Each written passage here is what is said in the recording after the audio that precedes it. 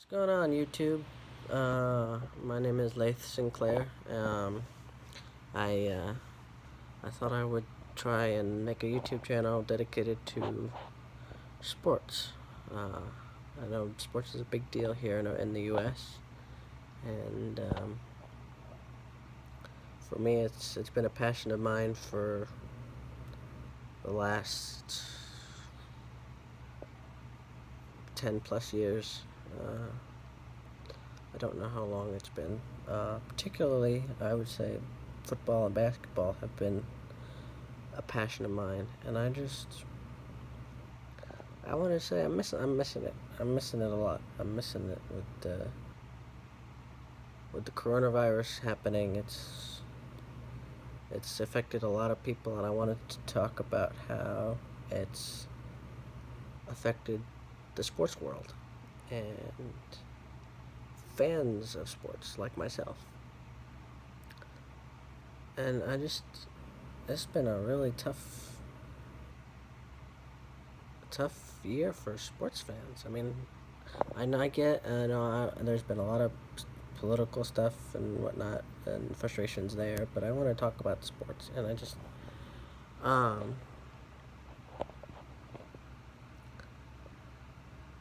with the sports, I mean,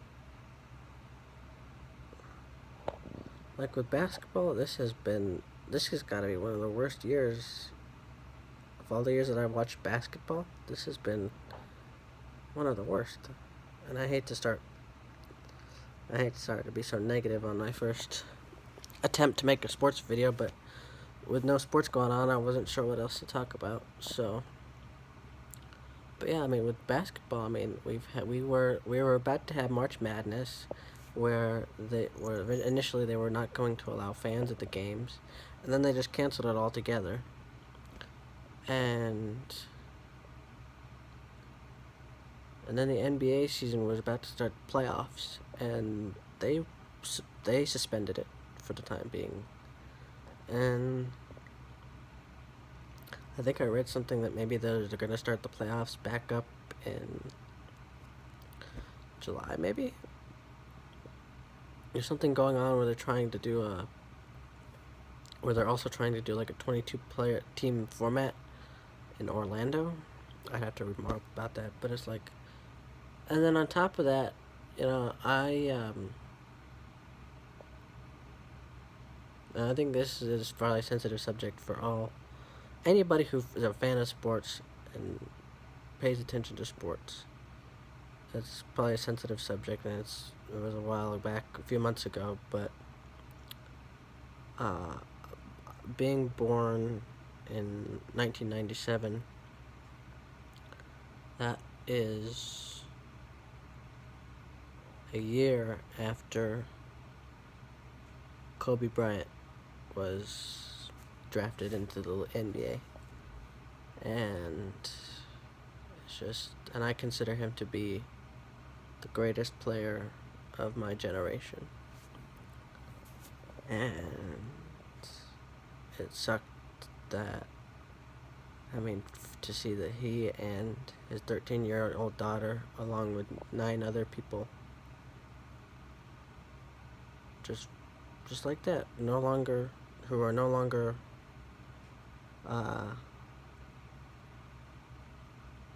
with us. It really sucks. It really sucks. He won. He was a highly competitive athlete. He won 5 championships, and the best thing about him was that no matter what he did, it was never enough for him. It was never enough for him. And I know he's had some controversy, but I think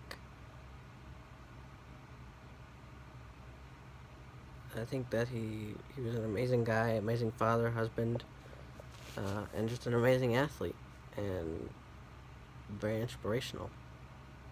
I mean, to win 5 NBA championships and then win an Oscar, seriously, that's pretty cool.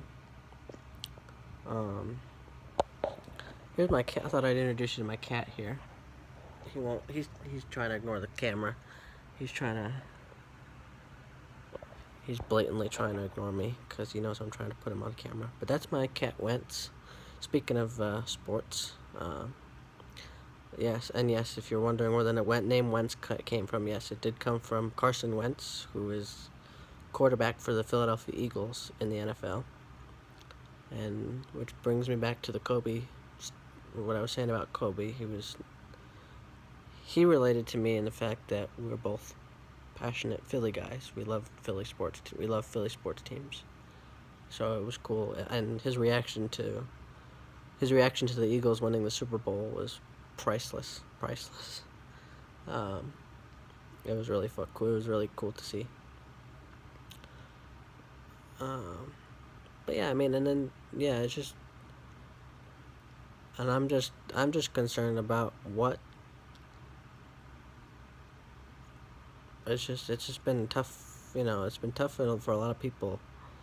But I just wanted to talk as a sports fan about how it's been tough, about how I'm missing my routine of constantly following what's going on in the sports world, and right now there's really nothing going on in the sports world. And also, I mentioned that I love to watch. I love to watch football with my mother and my stepfather. We love to watch the NBA playoffs together. And then I have a roommate who's been like a brother to me, and also like a best friend. And we love sports. I mean, we're passionate about sports. We know a lot about sports. We both have been fans of basketball and football for God knows how long, and he's exposed me to the world of baseball, so I've been trying to follow that more often. And it sucks. And then we live in Tucson, Arizona, and as you can see above me, we are huge fans of the Arizona Wildcats. Bear down. And we always do. Every year we go to all their home football games, and we're very curious to see what's gonna happen there. And I can't believe that in the year 2032 and the year 2033 we're gonna have to face Alabama football. For the first year, 2032, we're going to Alabama. Then in 2033, they're coming here, and I'm just like, oh my God. They really need to step their game up, but they really need to step their game up. But if they want to have a chance in those games, but anyways, but no, it's just we're hoping that we get to continue our tradition of going to the U of A football games, and I think sports can be one of those things where it can unite you, like with so much division happening in this country over a lot of political stuff. Sports can be something that can unite they can take away your differences and unite you. And I've noticed that with some of my relationships, like with my roommate Dylan. We bond over our constant talking of sports. That's been a real connection for us. And by the way, I also have another YouTube channel with my roommate Dylan. It's called Dylan and Leith's Snack Crate Adventures. And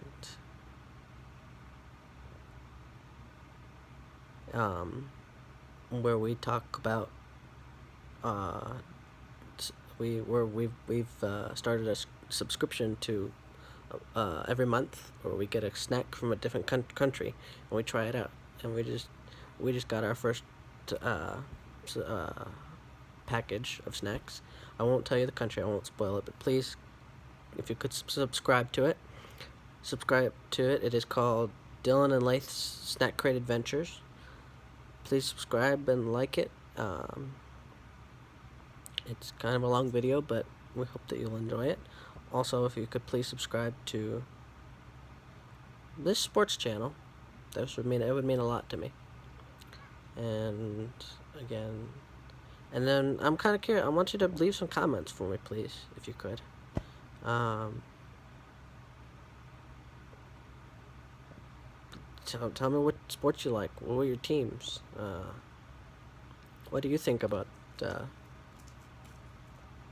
coronavirus and how has it affected you as a sports fan?